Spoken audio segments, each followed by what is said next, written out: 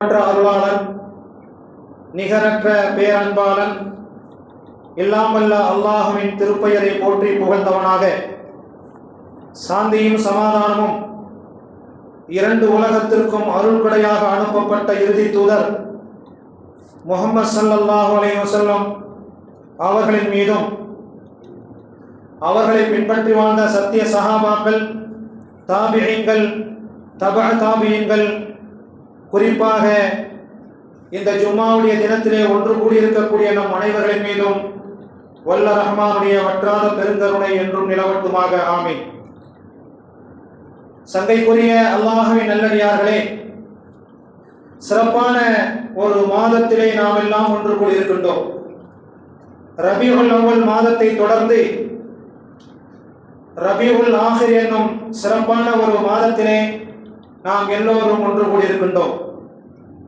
அல்லாஹ் அவ்வப்போது மனித குலத்தை நேர்வழிப்படுத்துவதற்காக வேண்டியும், சிந்தனையோடு வாழ்வதற்காக வேண்டியும், சிந்தனை இல்லாமல் வாழக்கூடிய மக்களுக்கு ஒரு அறிவிப்பு செய்வதற்காக வேண்டியும் அவரவருடைய வாழ்க்கையிலே நல்ல காரியங்களையும் கெட்ட காரியங்களையும் நிகழ்த்தி காட்டுகின்றார். சில நேரங்களிலே ஒரு குடும்பத்திலே சந்தோஷம் இருக்கும், சில நேரங்களிலே பக்கத்து வீட்டிலே இருக்கக்கூடிய குடும்பத்திலே சந்தோஷம் இல்லாமல் இருக்கும். இப்படி வாழ்க்கையின் சக்கரத்தை அல்லாஹு தஆலா மனிதனுக்காக சுற்றி வரச் செய்கின்றான். மனிதன் உலகத்தில் வாழ்வதற்கு எல்லா வாசல்களையும் அல்லாஹு தஆலா திறந்து வைத்திருக்கின்றான். அந்த திறக்கப்பட்ட அந்த வாசலில் நன்மையான காரியங்களும் இருக்கிறது, தீமையான காரியங்களும் இருக்கின்றது. நாம் எதை தேர்ந்தெடுக்கின்றோமோ அது நமக்கு வந்து சேரும். நீங்கள் ஒரு நன்மையை செய்தால் அந்த நன்மை உங்களை வந்து சாரும். நீங்கள் ஒரு தீமையை செய்தால் அந்த தீமை உங்களையே சேரும் என்ற திருக்குர்ஆனின் வசனத்தின் கருத்தொன்று நமது சிந்தனையை தூண்டுகின்றன.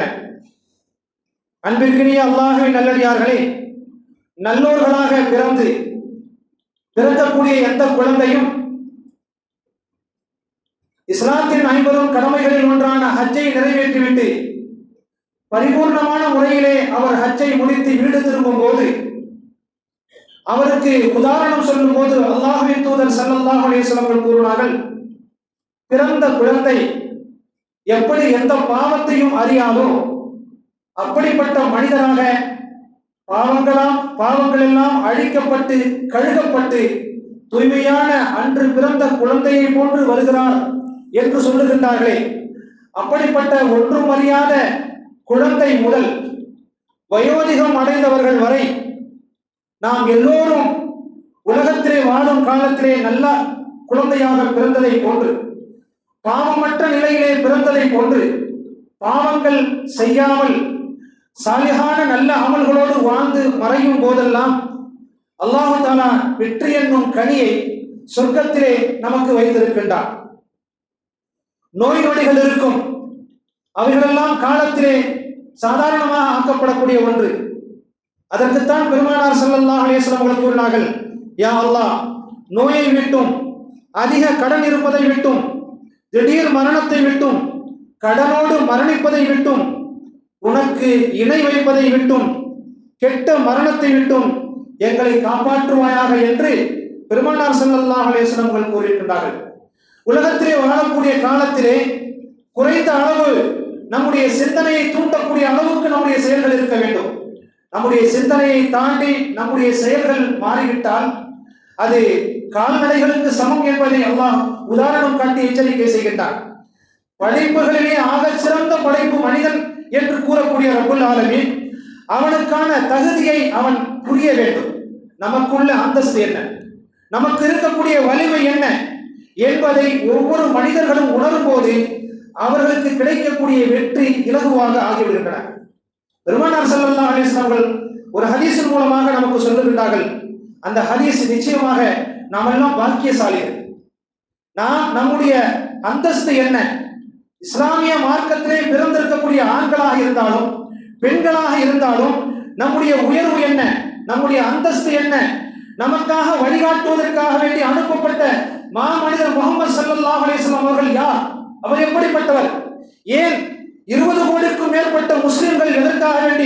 தனி நபர் என்று சொல்லப்படக்கூடிய முகமது என்ற ஒரு தனி நபரை எதற்கு நாம் அடையாளம் காட்ட வேண்டும்?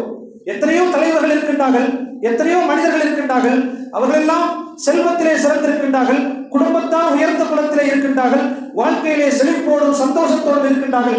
இவர்களெல்லாம் விட்டுவிட்டு முகம்மது என்ற வார்த்தை சொல்லக்கூடிய, பெயர் சொல்லக்கூடிய அந்த மாமனிதரை மட்டும் நாம் எதற்கு நேர்வழி காட்டுவதற்காக வேண்டி எங்களுக்காக அனுப்பப்பட்ட இறை தூதர், அவருக்காக வேண்டி நாங்கள் உயிரையே கொடுப்போம் என்று எதற்காக வேண்டி ஒரு முஸ்லிம் சொல்லுகிறான் என்பதை ஒவ்வொரு முஸ்லிம்களும் உணர வேண்டும். பெருமானார் ஸல்லல்லாஹு அலைஹி வஸல்லம் அவர்கள் கூறுகின்றார்கள், எல்லா உம்மத்துமார்களிலும் பாதி பேர் தான் சொர்க்கத்துக்கு செல்வார்கள். எல்லா உம்மத்துமார்களும் பாதி பேர் தான் சொர்க்கத்துக்கு செல்வார்கள், மீதி உள்ள பாதி நபர்கள் நரகத்துக்கு செல்வார்கள் என்று சொல்லி காட்டிய பெருமானார் ஸல்லல்லாஹு அலைஹி வஸல்லம் அவர்கள் என்னுடைய உம்மத்தை தவிர என்று கூறினார். எப்பேற்பட்ட பாக்கியம் நமக்கு! நம்ம எல்லாம் இஸ்லாத்துக்காக வேண்டிய எந்த காரியத்தை செய்தோம்? இஸ்லாம் அழிய போகிறது, இஸ்லாத்துக்கு எதிராக ஒரு போர்க்களம் நடக்கின்றது, இஸ்லாத்தின் சட்டங்கள் சூறையாடப்படுகின்றது, இஸ்லாத்தின் சட்டத்துக்கு ஆபத்து வருகின்றது என்ற காலகட்டத்திலே நாம் எந்த ஒரு தியாகத்தையும் செய்யாமல் இருந்து, செய்யவில்லை என்றாலும் பரவாயில்லை, ஆனால் உனக்காக வேண்டி உள்ள கடமை இருக்கின்றது அல்லவா? ஒவ்வொரு முஸ்லிமுக்கும் கடமை இருக்கின்றது அல்லவா? அந்த கடமையை பாழாக்கிவிட்டு இந்த உலகத்திலே வாழ்கின்றோமே, அதைவிட நாம் செய்யக்கூடிய, இறைவனுக்கு செய்யக்கூடிய துரோகம் வேறு எதுவுமே கிடையாது. அல்லாஹுக்கும் ரசூலுக்கும் நாம் செய்யக்கூடிய துரோகம் வேறு எதுவுமே கிடையாது.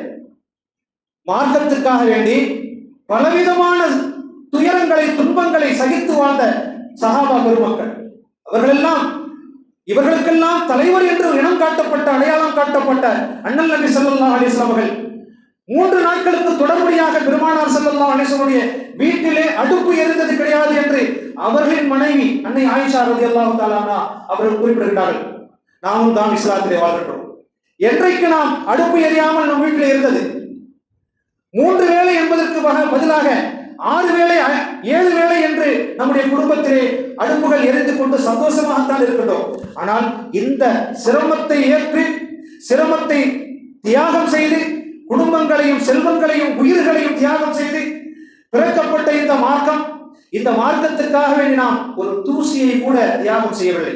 ஆனால் இதைவிட வெட்கக்கேடு என்னவென்றால், நாம் முஸ்லிம்களாக இருந்து நமக்கு இருக்கக்கூடிய கடமைகளை செய்யாமல் அல்லாஹ்வையும் ரசூலையும் ஏமாற்றிக் கொண்டு அவர்களுக்கு நாம் துரோகம் செய்கின்றோமே, அதைவிட பெரிய துரோகம் எதுவுமே கிடையாது.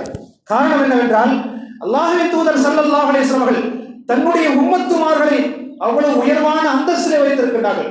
எல்லா உம்மத்துமார்களிலும் பாதி நபர்கள் சொர்க்கத்துக்கு செல்வார்கள், மீதி இருக்கக்கூடிய பாதி நபர்கள் நரகத்துக்கு செல்வார்கள், என்னுடைய உம்மத்தை தவிர என்று சொல்லிவிட்டு என்னுடைய உம்மத்தினர்கள் அனைவர்களுமே சொர்க்கத்துக்கு போவார்கள் என்பதாக பெருமானார் ஸல்லல்லாஹு அலைஹி வஸல்லம் கூறினார்கள்.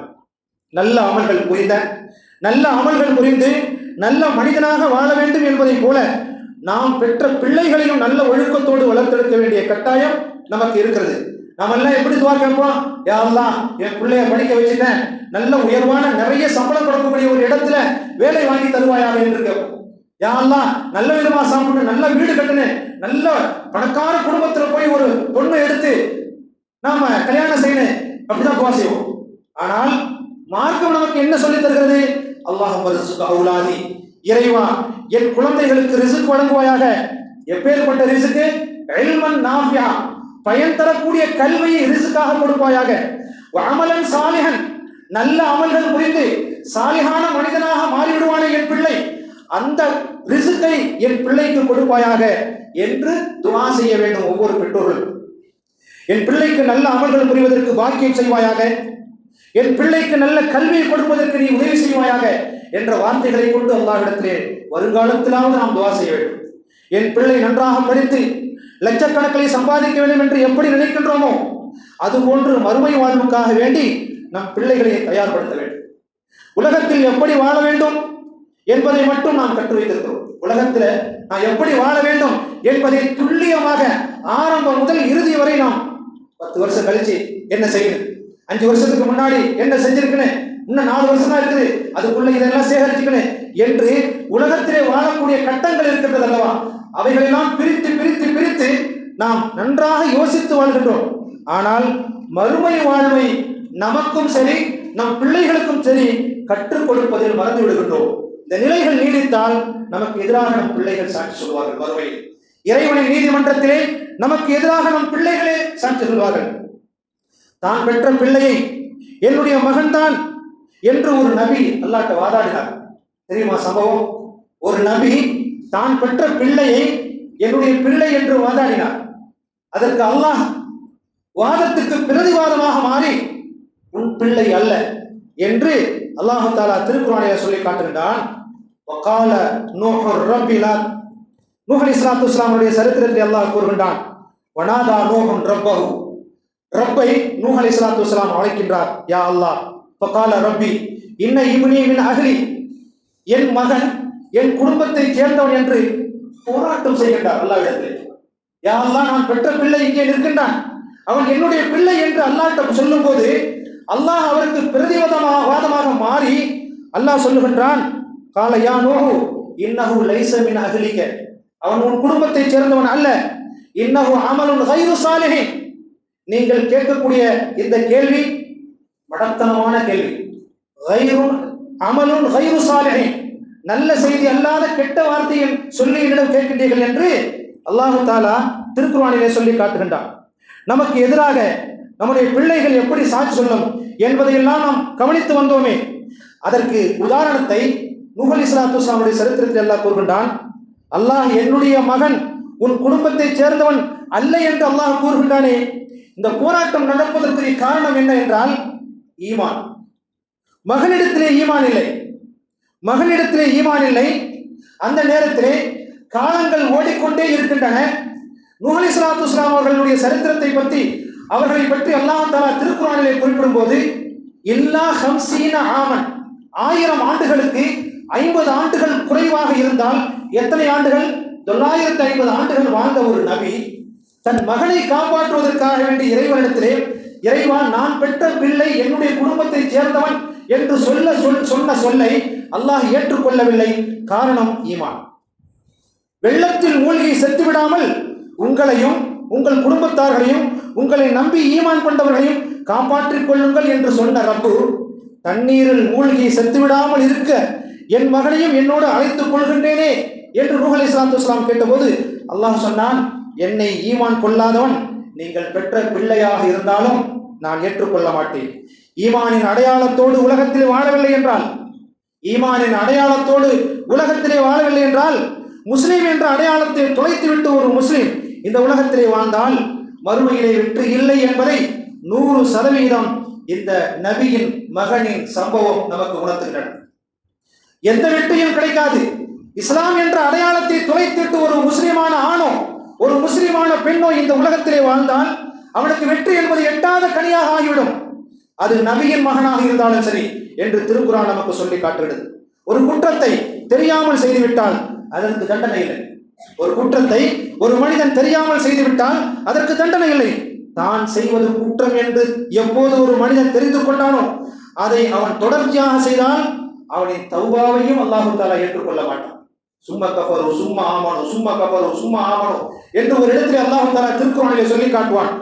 மன்னிப்பு கேட்பது குஃப்ரியத்திலே விழுவது, மன்னிப்பு கேட்பது திரும்பவும் குஃப்ரான செயல்களை செய்வது, இவர்களுக்கு லன் யுக்பல மின்ஹும் தௌபத்துஹும், அவருடைய தௌபாவை அல்லாஹ் தஆலா ஏற்றுக்கொள்ள மாட்டான். ஒரு தந்தை தான் பெற்ற பிள்ளையின் மீது ஒரு தூசி விழுவதை கூட சகித்துக் கொள்ள மாட்டான்.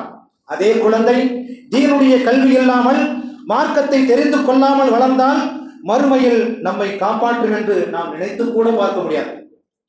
நாம் இறந்த பிறகும் நமக்காக நம்முடைய பிள்ளைகள் செய்யக்கூடிய நல்ல காரியங்கள் நன்மையாக சேர வேண்டுமானால் நம்முடைய குழந்தையின் வளர்ப்பு சாலிகான வளர்ப்பாக இருக்க வேண்டும். நம்முடைய குழந்தையின் வளர்ப்பு சாலிகான வளர்ப்பாக இருக்க வேண்டும். ஒரு மனிதன் இறந்த பிறகும் அவனுக்கு நன்மை சேர்க்கக்கூடிய 3 விஷயங்களை பெருமானார் ஸல்லல்லாஹு அலைஹி வஸல்லம் குறிப்பிட்டார்கள். ஒரு மனிதன் இறந்துவிட்ட பிறகும் நன்மை சேர வேண்டும் என்று சொல்லுகிறார்கள் பெருமானார் ஸல்லல்லாஹு அலைஹி வஸல்லம். அவைகளிலே 3 விஷயங்களை குறிப்பிட்டார்கள். அந்த 3 விஷயங்களிலே ஒன்று வலதுன் சாலிஹுன் யதுஉ லஹு, தனக்காக வேண்டி துஆ செய்யக்கூடிய சாலிகான ஒரு பிள்ளையை அற்புதமான முறையிலே வளர்த்துவிட்டு அவன் இறந்து விட்டால் பரவாயில்லை. அவனுக்காக வேண்டி இந்த உலகத்திலே இருக்கின்றது ஒரு குழந்தை, அவன் பெற்ற குழந்தை, அவனுக்காக வேண்டி துஆ செய்யும். இறைவா என் தந்தையை மன்னிப்பாயாக, இறைவா என் தந்தைக்கு ஜன்னத்தை ஹராமாக்குவாயாக, இறைவா என் தந்தைக்கு கபரை விசாலமாக்குவாயாக, இறைவா என் தந்தையின் மன்னரை ஒளிமயமாக ஆக்குவாயாக என்று சொல்லி பிரார்த்தனை செய்வதற்குரிய குழந்தையை ஒரு மனிதன் விட்டுச் சென்றால் அந்த குழந்தை கேட்கக்கூடிய பிரார்த்தனை அவன் மரணித்த பிறகும் நன்மையாக மாறிக்கொண்டே இருக்கும் என்று பெருமானார் ஸல்லல்லாஹு அலைஹி வஸல்லம் அவர்கள் கூறினார். எந்த இளைஞர், எந்த நாடு இளைஞர்களை மூலப்பொருளாக எடுத்துக்கொண்டு முன்னேற்ற பாதையிலே செலுத்தி திறமையானவர்களாக உருவாக்கம் செய்கின்றதோ அந்த நாடு உலக அரங்கிலே பேசும் பொருளாக மாறிவிடும். எந்த நாடு இளைஞர்களை நல்ல பாதையிலே செலுத்தி அவர்களை நல்ல முறையிலே கட்டமைப்பு செய்கின்றதோ அந்த நாடு உலகம் முழுவதும் பேசப்படக்கூடிய நாடாக மாறும். சைனா, கொரியா, ஜப்பான் போன்ற நாடுகள் இளைஞர்களை கொண்டு பலவிதமான சாதனைகளை படைத்திருக்கிறது என்று வரலாறு சொல்கிறது. அதனால்தான் உலக அரங்கில் அது தலை நிமிர்ந்து இருக்கின்றன. ஆனால் நமது நாட்டில் இளைஞர்கள் தனிநபர்களால் சூறையாடப்படுகிறார்கள். இந்த கொடுமைகளை நாம் பார்த்து கொண்டே வருகின்றோம். தமிழ்நாடு மாத்திரமல்ல, உலகத்தில் நம் நாட்டிலே எத்தனை மாநிலங்கள் இருக்கின்றோ அத்தனை மாநிலங்களிலும் இன்றைய இளைஞர்கள் தவறான தலைவர்களை கொண்டு வழிநடத்தப்படுகின்றார்கள். நம் நாட்டின் இளைஞர்கள் தனிநபர்களால் சூறையாடப்படுகின்றார்கள். ஒரு சில இளைஞர்களை தவிர பல இளைஞர்களும் இன்று முன்னேற்றம் இல்லை. படித்து முடித்துவிட்டு கவலை இல்லாமல் இருக்கின்றார்கள். இன்று நம் நாட்டில் சீரான பாதையை காட்டாத தலைவர்களுக்கு பின்னால் சென்று சில இளைஞர்கள் என் உயிர் அவனுக்கு, என் உடல் அவனுக்கு என்று கோஷங்கள் போட்டு வாழ்க்கையை பாழாக்கி கொண்டிருக்கிறார்கள். இதற்கு காரணம் ஒழுக்கம் இல்லாத வாழ்க்கை. இன்றைய இளைஞர்கள் யாருக்கும் கட்டுப்படாமல் வாழக்கூடிய வாழ்க்கையை நினைக்கும் போது இன்றைய இளைஞர்கள் எல்லா இடங்களிலும் யாருக்குமே கட்டுப்பட மாட்டேன், அது தாயாக இருந்தாலும் சரி, தந்தையாக இருந்தாலும் சரி, ஒரு ஊரின் முக்கியஸ்தராக இருந்தாலும் சரி, ஒரு நாட்டின் தலைவனாக இருந்தாலும் சரி, யாருக்குமே கட்டுப்பட மாட்டேன் என்ற நிலையை வாழ்ந்து கொண்டிருக்கக்கூடிய இந்த இளைஞர்களை பார்த்தால் சுமார் 25 வருடங்களுக்கு முன்னால் வாழ்ந்த இளைஞர்கள் வெட்கி தலை குளிகின்றோம். அன்றைய காலத்தில் தந்தையை வீட்டிலே அமர்த்தி வைத்துவிட்டு இளைஞருடைய சம்பாத்தியத்திலே குடும்பம் நடந்ததா இல்லையா? ஆனால் இன்று இளைஞர்கள் வீட்டில் இருக்கின்றார்கள், தந்தைமார்கள் குடும்பத்திற்காக உழைக்கின்றார்கள். சில இளைஞர்கள் இருக்கின்றார்கள், குறிப்பிடத்தக்கக்கூடிய அளவுக்கு இருக்கின்றார்கள். அவர்கள் என் தந்தையின் கையால் என்னுடைய ஊதியம் செல்ல வேண்டும், தந்தை அவர்களே என்னுடைய ஊதியம் முழுவதையும் உங்களிடத்திலே கொடுக்கிறேன், நீங்களே குடும்பத்தை பாருங்கள் என்று சொல்லக்கூடிய உயர்வான குணம் படைத்த இளைஞர்களும் இருக்கின்றார்கள். அதற்கு மறுப்பு சொல்ல முடியாது. ஆனால் சில பேர் அப்படி இருக்கின்றார்கள். சில பேர் திறமையோடு இருக்கின்றார்கள். தனது தந்தை சம்பாத்தியத்தை விரும்பாமல் அவர்களுக்கு ஓய்வு கொடுத்துவிட்டு சம்பாதிக்கக்கூடிய குடும்ப இளைஞர்கள் இருக்கின்றார்கள். இன்றைய இளைஞர்கள் யாரின் உபதேசத்தையும் கேட்பது கிடையாது, யாருக்கும் கட்டுப்பட மறுக்கின்றார்கள் என்பதை எண்ணி பார்க்கும்போது மனம் கவலை அடைகின்றன. அந்த அளவுக்கு இளைஞர்களின் அட்டூழியங்கள் பெருத்து கிடக்கின்றன நாடு முழுவதும். அதன் விளைவுதான் சமீபத்திய நமது தமிழ்நாட்டின் கொங்கு மண்டலம் என்று அழைக்கப்படும் தென் மாவட்டத்தில் நிகழ்ந்த 41 மனிதர்களின் உயிர் பலி. விலையற்ற அந்த உயிர்களின் இழப்பு யாராலும் ஜீரணிக்க முடியாத ஒன்று. இன்றைய வலைதளங்கள் பல கோணத்திலே இந்த செய்திகளை கொண்டு வருகின்றன. இந்த போன்ற செய்திகளை வலைதளங்கள் உலகம் முழுவதும் கொண்டு வருகின்றன. இளைஞர்களுடைய காலங்கள் எப்படிப்பட்டதாக இருக்க வேண்டும், இளைஞர்கள் எப்படி இருக்க வேண்டும், எல்லா விதத்திலும் முன்னேற்ற பாதையிலே செலுத்த வேண்டும் அவருடைய காலங்களை.